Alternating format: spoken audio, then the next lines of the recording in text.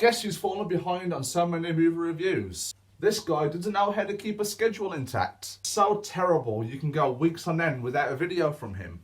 His uploading schedule sucks. His name is me.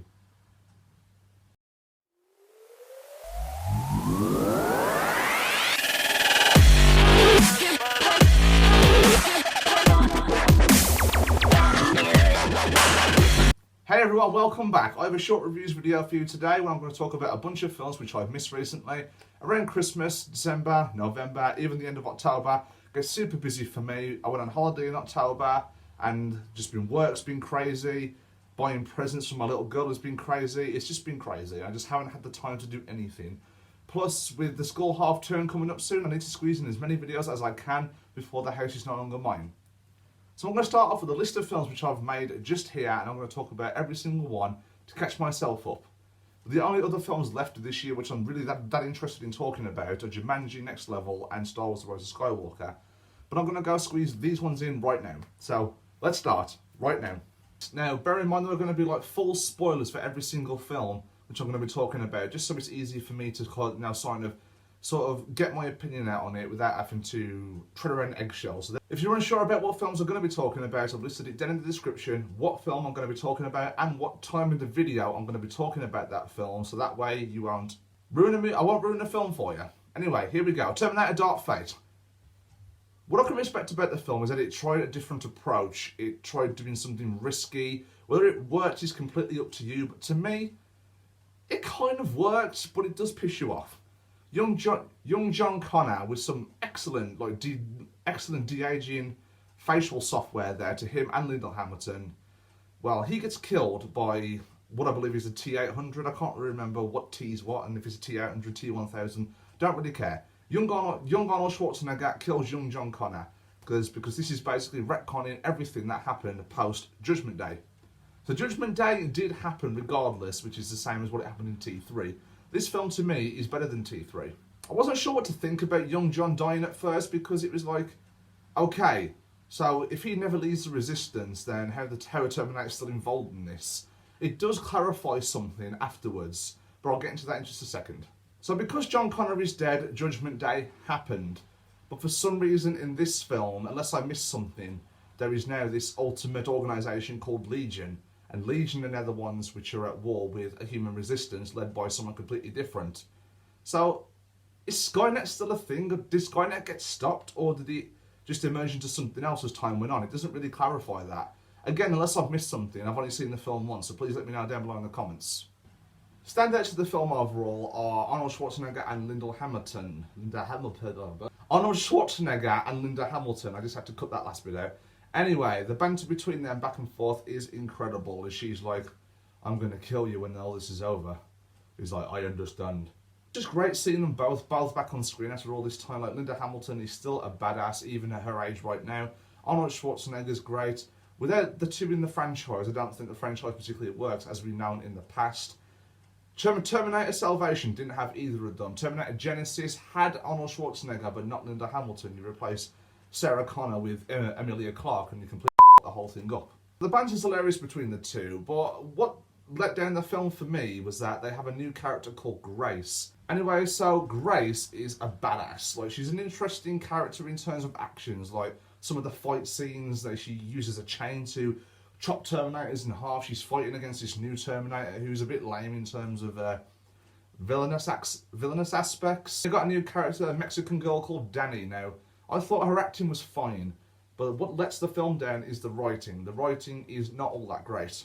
There's some really sloppy lines of dialogue, and they'll just be like, if the writing was a little better, maybe it could have upped the stakes and it could have upped the emotion a little bit like that, because Linda Hamilton's performance is great as Sarah Connor, but with the writing just a little bit better, we could have dived a little deep into her emotions and how she's dealing with her son being dead and how she has to work with Arnold Schwarzenegger now to take out this new Terminator. It would have been a little more interesting with better writing. So Danny is now the new Resistance leader. Now, it's kind of hard for me to get invested in this sort of thing because throughout the entirety of T1 and T2, it's built up John Connor being this saviour of the world, this leader of the human resistance. Now they just shoved this girl in right here. And I'm not saying this because she's a girl, there's nothing wrong with that at all. But it's kind of hard to get invested in a new character and buy in the fact that she's this new leader when you just shove her in there right now. It felt so goddamn rushed. It was like, hey, she's the leader now, deal with this. It's like, oh, okay, don't give my mind time to process or anything like that. It's just the same thing again.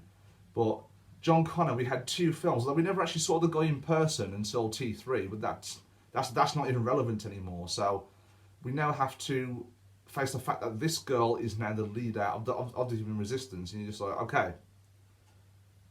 I grew up with John Connor since the 80s being the leader of the resistance, so this is going to be a little hard for me to buy, and it was hard for me to buy. I wasn't born in the 80s. That was just specifying something there. But overall, people can say what they want about the writing, the corny writing, the over the top acting, like Grace not being much to her, Danny being just forced. But it doesn't disappoint in its action scenes. Now, I couldn't really tell you a remarkable, memorable action scene, but I can tell you when they are on the screen, they're a lot of fun to watch. It's got all that crazy over-the-topness that a Terminator film is known to, so it doesn't really let down in that aspect. But overall, Terminator Dark Fate, I actually enjoyed it a lot more than I thought I would, so I'm going to give it a C. Let It Snow, it's a film on Netflix. I was immediately interested in seeing this film when I saw this woman's face right on the screen. Isabella Merced has continued to surprise me this year with breathtaking performances. She had Lizzie in Instant Family, she had Dora the Explorer, and now she's playing a character in this film. Can't remember the girl's name, don't think it really matters. But this is an adaptation of a book, so it's nothing original here. But it's just stuff happens in this film that just won't happen in real life. But the cast in this film are great. You've got the dude that played Miles Morales in Spider-Verse, you've got the guy that played Ned, Isabella Merced obviously. So there's a great cast of uprising young talent here. But is the movie good though? It's alright. It has moments of like heartwarming scenes and how these teens are all bonding together on the night of Christmas Eve, and then come Christmas Day, nothing will be the same. It has those cliche plots where Miles Morales, well, okay, whatever the guy's real name is, it's right here, is a famous singer, and he bumps into Isabella Merced when he's like on tour, and he decides to live one day as a normal person. That just sums it up. Like, it's a really cliche thing where some famous person decides to live a day as a normal civilian.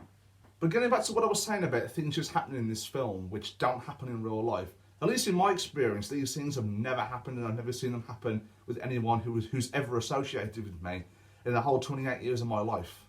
So the singer guy who left the life of fame to be a normal person for a day is invited to Isabella Merced's family's house for like Christmas, I guess, or an early Christmas or something.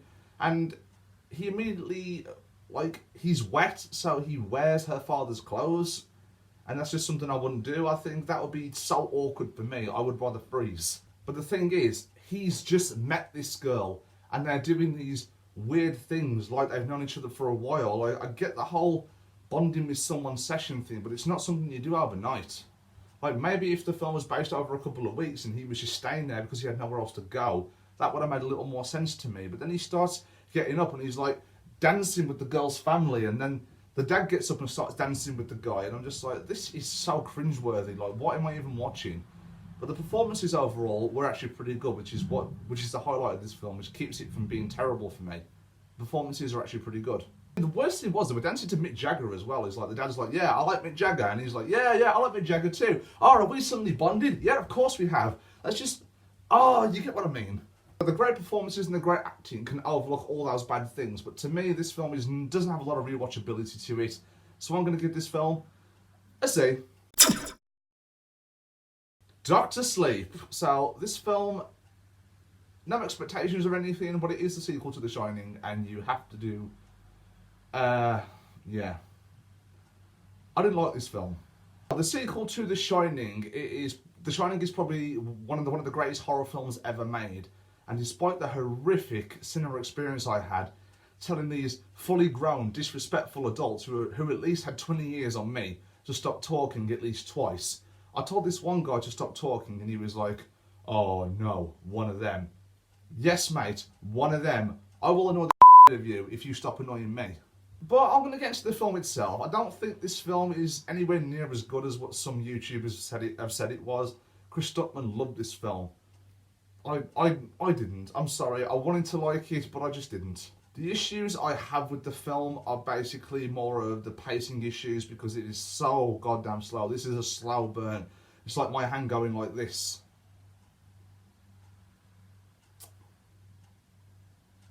And it wasn't until like an hour into the film where Dan, played by Ewan McGregor, and this young child actress who is actually pretty good, meet, and that's where the film starts to kick off a little bit. But at this point, I'm already fed up and I already want to go home, so I don't know what to do here. But what really kept taking me out of the movie was these subplots with these bad guys. Rebecca Ferguson's the leader of this kind of cult or something, and these people find people who have the ability to shine and sort of suck the shine out of them, but they just lean over them and go sort of, and the shine sort of goes into their mouth. I'm like, what? What is this? That aspect of the film just didn't stick with me. I don't really know what everyone's praise is about it. If you like the film, great, that's fine. I'm glad you can find enjoyment out of something that I can't. But for me, it just didn't interest me. It didn't capture my attention. I wasn't sucked into the story. The jump scares weren't even that good, at least in my opinion anyway. I know maybe a lot of people won't agree with me on that aspect, but Dr. Sleep to me, it's just not a film which I'm going to rewatch at all. The Shining has a lot of rewatchability to it, but towards the end, it's more like they're relying on fan service to get all this, to get a proper ending, get a good ending, and that's just not something which I think a film should do. But what I am glad about is that they left the fan service until the end of the film and not played it throughout the whole thing. But I don't know. This film overall, it just wasn't my cup of tea. I'm going to give it a D+. Charlie's Angels is a movie that nobody asked for, but we got anyway. If you're a fan of the 2000 Charlie's Angels with Cameron Diaz, Drew Barrymore and Lucy Liu, this film is going to annoy the out of you. But for some reason, this film's not bad. Oh my god, he likes Charlie's Angels but hates Dr. Sleep. How could you even do that, man? Yeah, I get it. Like, Dr. Sleep was boring, so Charlie's Angels, by the way, is not a good film by all means, but it caught my interest in a way, and I'll explain why just in a second. Charlie's Angels is one of those films which you watch on a rainy day when you're bored and you want some stupid sloppy action with quite a funny cast, but you don't have, but you won't rewatch it unless it's a rainy day. For example, the film Rush Hour 1, 2 and 3. I'm not saying that Charlie's Angels is better than these films. Of course it's not. But Rush Hour is a film that you'll pop on when you're bored. And if you think about it, if a film like Rush Hour came out now, people would see it as, oh, dumb action movie, 1 out of 5 stars. Or they'll go like, oh, the humor's so cringeworthy. Like, but back in the 90s and the early 2000s, that stuff worked. What I'm saying is Charlie's Angels is like the modern day Rush Hour, but not as good. You see, either way, no one's going to get my point, so I don't even know why I'm trying to explain this. But I think what I find wrong with the film is also bad writing, which is what suffered with Terminator Dark Fate. There's just not very good writing in this film. I wasn't really connected to all the characters. I mean, if you think about it, the only character which really interested me was Kristen Stewart's character. What was her name? Sabine. Sabine has like this kind of sarcastic, quirky attitude to her, but it's like she's the comedic relief, and that's it. The action scenes are filmed horribly. The action scenes suck. And what I'm saying is the way the camera's filmed, it'll film like when there's about to be a punch, like they'll just cut it off at the last minute and then they'll show the guy drop to the floor. Like if you're gonna do something like that, why don't the actors and actresses just train or use stunt doubles, which is what a good action film would. I mean, everyone knows by now the type of action which we'd like to see is like, I don't know, John Wick, wide angles, you can see what's going on. But Charlie's Angels is just like, just cut this way, cut that way. You can't see what the hell's going on. Now he's slagging off the action scenes, so why the hell was he praising the film in the first place? I'm not saying I was praising the film, I'm just saying that it's a cheesy action film which you probably watch on TV on a rainy day. Meaning I enjoyed it for what it was, but is it a good film? No. Would I watch it again? Yeah. Kind of like the reality version of like something like Venom. Like Venom was an awful superhero film, but I liked it. I liked it because it was cheesy, because of the comedy, not because the action scenes were filmed well or because the story was compelling in any way, not because the villain was good. The villain in this film is also terrible. Like the twist, you can see it coming a mile away. It's like, oh yeah, like people think Elizabeth Banks is the bad guy here, but no, it's really Patrick Stewart. No one saw that coming, ever. I'm not usually one to see plot twists coming, but that one was just, it was just simple for me to work out. But overall, the cast as a whole, I think they work well together with what they're given. I mean, you've got Kristen Stewart, Naomi Scott, I've forgotten the name of the other girl, it's right there. But I don't care enough to research these names. Overall, Charlie's Angels, I'll watch it again if I'm bored. I'm going to give this film a C-. Frozen 2. Is that it? One of my most highly anticipated films of the entire year, and Frozen 2 does nothing to expand on the world that it's created, except for there's Arendelle here, there's a forest over here, there's Elsa's castle over there. That's about it. It's just one, it seems like one massive island with different parts of it in it. You got like the forest and everything like that. They try to do it in terms of like there's a big dark ocean which Elsa's trying to get across, but when she does get across it, all it really is like a huge mini island which is covered in ice and glacier, and she unlocks the truth about the past. There's just something about the story that doesn't grip you. The only saving grace of the film to me are the sister relationship between Anna and Elsa. But the thing is, if you're going to do that, if you're going to make the strongest point of the film your template, the whole thing, you need to do more of that. But they spend a majority of this film separated like they did in the first one. It's just... What disappointed me as well is that the songs don't grip you the way the first film did. If you think about it, Let It Go and Do You Want to Build a Snowman was stuck in your head for weeks after you heard it. I mean, it was overplayed on the radio. I can't remember the name of any of the songs in this. Elsa gets a couple of solo numbers, even Kristoff gets a solo number. I enjoyed that song. I don't know why some people don't like Kristoff's song, but Kristoff in this film is underutilised as well. He's like spends the majority of the film trying to propose to Anna and things just keep going wrong. I think that's his motive in this. He just wants to propose to Anna and it's just not working out for him. That makes for some good comedic moments, but throughout the entire thing, like maybe not. Olaf got a couple of laughs out of me, but overall, Olaf has always been the sort of character which I find more irritating than funny. I don't know, he's just one of those characters. He's just like a snowman played by Josh Gad. I mean, what did you expect? But he did get a laugh out of me when he was doing these roles like C-3PO in the Return of the Jedi, where he's trying to explain to these people of the forest exactly what's going on and what happened in the first one. It's pretty funny stuff. But what really got on my nerves about this film was the fact that there was no clear villain. It was just a forest with magical powers. Okay, now, the villain in the first film, Hans, like, he was okay. But that's about it. Like, he was just a villain who played the good guy at the beginning that was not the bad, and then ended up being the bad guy in the end. But in this film, it's just like magical powers coming from the forest, and that's what you got to deal with. Those are the stakes here, and it just didn't work for me. Overall, I will say that the animation is absolutely beautiful in this film. It shines with the colour palette, vibrant colours, and it's just absolutely incredible. Some of the detail in some of the characters, the strands of hair in the strands of like design and detail in Elsa's hair is incredible. Yeah, her powers are pretty cool. It does expand on her powers a little bit and what she can do with them.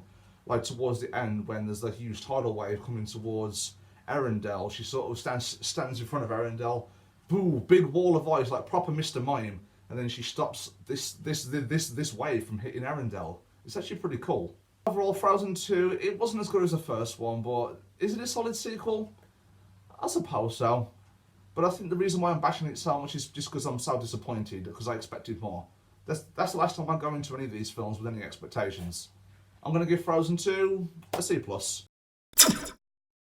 Last Christmas. Now, this film, I wasn't that keen on seeing, but I didn't want to miss it because I kept hearing people saying this is the best Christmas film that's come out in a long time. And what drew me to it was actually Emilia Clarke. Because Emilia Clarke is a great actress. There's a lot of things she can do in a role. Like, she can be like sweet, she can be a badass, she can be, I don't know, a Khaleesi Dragon Warrior, whatever it's called. I don't watch Game of Thrones, so I don't know. No, I never will. So when I started watching the film, I was just like, okay, a British Christmas film, and there's not a lot happening at the moment, but the relationship between Emilia Clarke and the character Tom were the highlights of the film. They're cute together. Some of the scenes between the two of them can get a bit cringeworthy when he's like trying to woo her with these silly things and like he's telling her to look up and everything. Towards the end, the look up thing has a lot more meaning to it, but at the beginning I'm like, oh god, okay, is this really what it is? I don't know what I expected from a rom-com really. But But Emilia Clarke was definitely the standout in this film. She's got charm and charisma to her, that giddy personality. You want to root for her. You want her to be alright in the end. You don't want her to fall into the depths of hell and burn. You want this person to thrive. But what they do at the end with the twist, like, it seems that they're trying to bring out this big massive thing, but although you saw the twist coming from a mile away. I talked about 2 films on this list now with twists that don't work. But the twist in this film is basically Tom was never there in the first place. This is all just in her head because of a heart transplant that they both had when Tom was caught in an accident or when she overdosed on, I believe, drugs or something. Basically, Emilia Clarke has Tom's heart and now she's seeing him, but only just seeing him. Is that how that thing even works? Like, do you start acting like the person's heart that you have if you have a heart transplant? I'm not a doctor, I'm not a surgeon, I'm not a nurse, I don't work for the NHS, so I don't know. It didn't make any sense to me. Like, it was a nice twist, the fact that he was never there in the first place, all that time she thought she spent with him and he wasn't there. It was kind of like this person who she's seeing is the one that helped her get out of the dead zone and rebuild relationships with her family to help the poor out. It was him all along, although really he was never there. But we saw it coming a mile away the moment when Emilia Clarke goes into the homeless shelter where Tom says he supposedly works, and he's just not there. No one knows who he is. I'm just like, okay, it's all in her head, girl. It's all in her head. I know what's going to happen already. Overall, this film, it wasn't terrible. I actually really enjoyed Last Christmas, and there were a lot of elements to like about it. The chemistry, those heartwarming scenes, the comedy, it's incredible. But the twist you saw coming a mile away, maybe if they thought through it a little more and tried to make it just a little more cleverer. I'm not a writer or someone who writes a screenplay, so I'm not sure exactly how I'd improve it. But I just make it not so obvious. Last Christmas overall, I like this film. I'll see it again. B-. And the final film I want to talk about on this list before I close up everybody is Knives Out. Wow, this film is good. Got a hard stellar cast here. You've got Daniel Craig, Chris Evans, Michael Shannon. You have a huge cast in this film, and it's basically a murder mystery. The grandfather of this rich family have died, and Daniel Craig is basically the detective who's trying to figure out how it happened.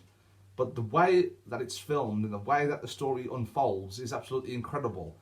It's like, you think this is going to happen. No, not going to happen.